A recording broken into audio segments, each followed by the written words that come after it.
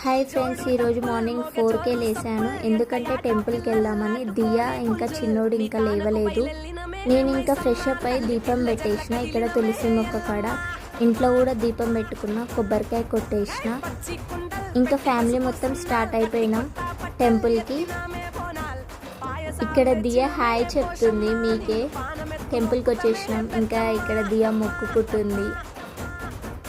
ఇక్కడ నేను చిన్నోనికి బొట్టు పెడుతున్నా. భలే నవ్వుతున్నాడు. వాట్ ఏ స్మైల్ అనిపించింది.